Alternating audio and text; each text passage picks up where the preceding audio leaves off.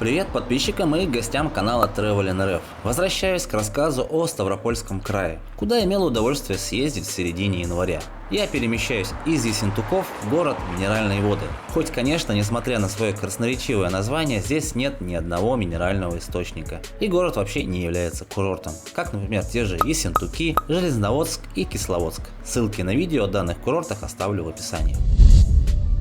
Минеральные воды был основан в первую очередь в качестве перевалочного пункта на пути к перечисленным мною курортам Кавказа. Но если у вас в запасе есть пару часов, например, перед поездом, как было у меня, то прогуляться по Минводам все же стоит. Город, конечно, предельно скромный и в плане размера, и в плане достопримечательностей. Я вот, например, сейчас иду по одной из как раз достопримечательностей. Это достаточно приятная пешеходная аллея по проспекту Карла Маркса. Гуляя по ней, можно выйти на главный проспект города с дурацким названием проспект 22-го партсъезда. И тут хочется спросить, неужели на Кавказе нет, например, национального героя, в честь которого можно было бы назвать главный проспект? Вопрос риторический, конечно. Интересно, кто-нибудь сходу без Википедии смог бы сказать, что такого примечательного было на этом партсъезде, уже более 30 лет не существующего государства? А это, детектив, правильный вопрос. Сам проспект достаточно протяженный, около 3 километров, и заканчивается у здания ЖД вокзала, которое без преувеличения является главной и самой эффектной достопримечательностью города.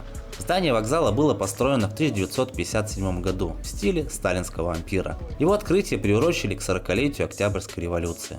Внутри вокзал украшен лепниной, пейзажными фресками и витражами. Также мне очень понравилась привокзальная территория. Здесь сделано достаточно приятное жизненное пространство, где уставший путник может посидеть, отдохнуть перед или после поездки. Варламов, думаю, одобрил бы.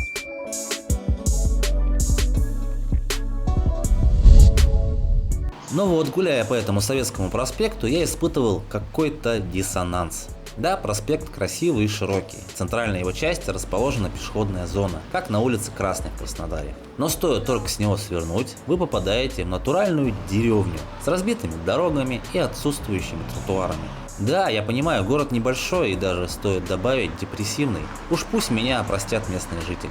Но это так. Численность населения города упала почти с 90 тысяч жителей в 2004 году до 70 тысяч в 2021. Это говорит о многом. Люди просто уезжают отсюда. И ведь город не какое-то там российское захолустье.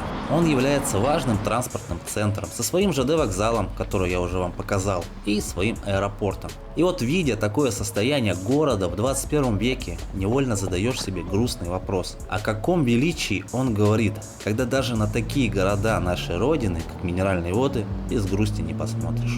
Я считаю абсолютно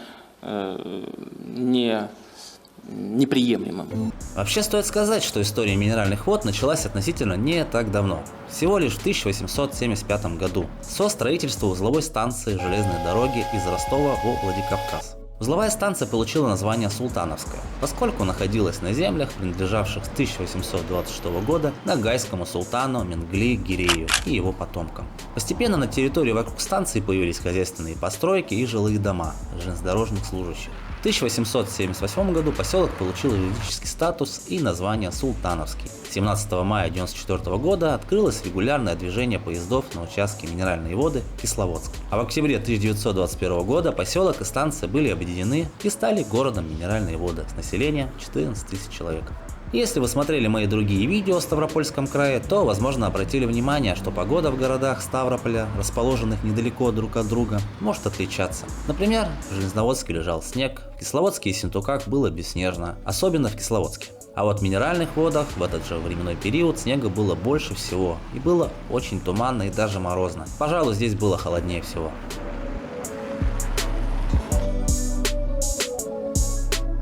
Продолжаю. Если вы пройдете по проспекту Карла Маркса в противоположную сторону от проспекта какого-то там партсъезда, то дойдете до городского парка отдыха, расположенного напротив Дворца культуры железнодорожников, где внезапно за кустом стоит памятник Карлу Марксу. Конечно, после огромных парков в Кисловодске, Ессентуках и Железноводске этот парк покажется вам крохотным и даже очень крохотным.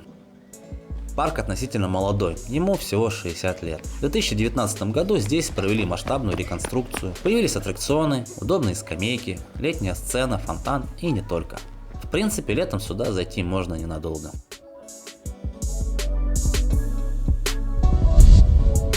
Говоря о других достопримечательностях города, их можно поделить на две категории. Это памятники памяти о Великой Отечественной войне и православные храмы.